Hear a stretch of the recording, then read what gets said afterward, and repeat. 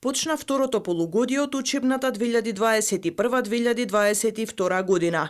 Согласно одлуката на владата, воспитно-образовниот процес се реализира со физичко присуство со исклучок на основните училишта Браќа Миладиновци и Крсте Мисирков, каде во процедура е реконструкција на кровната покривка и дел од учениците на ставата ја следат онлайн, како и во основното училиште Карпош во село Уминдол, во кое е во тек целосна реконструкција. За сите ученици, како што информира секторот за образование, кои од оправдани причини не се во можност да посетуваат настава со физичко присуство, се организира онлайн настава. Наставата се одвива согласно уредбата за начинот на организирање и реализирање на наставата во услови на вонредни околности во основни и средни училишта и со почитување на протоколите. Наставата во второто полугодие започна со вкупно 10.209 ученици во основно образование и 4.425 ученици во средно образование.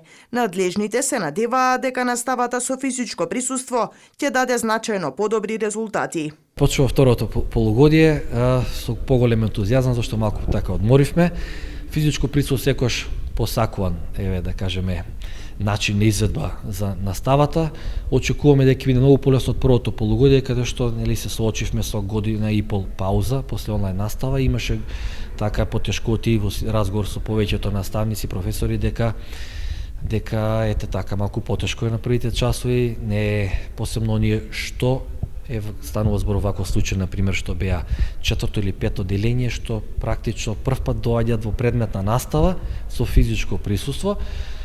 Имаше голем прогрес, оно што го гледаме кај учениците во начин и на освојање и во, да кажеме, и во дисциплина. На почеток стварно беше тешко и верувам дека ќе биде така во поглед на оценките. Оно што беше заклучок на сите, дека беше многу послабо знаење, така и оценки во првиот период, но и беше очекувано. Тоа целиот период додека беше онлайн настава, го зборувавме дека кога ќе биде со физичко присуство, дека ќе се соочиме со еден таков малку така потежок, да не кажеме така, збунувачки период пред се за децата, но ќе застанеме само да продолжи вака на здрави нозе. Мислам дека до крајот на училиштата година ќе се стабилизира целосно. Значи, за сега е во ред, така, веруваме дека и натаму ќе биде така.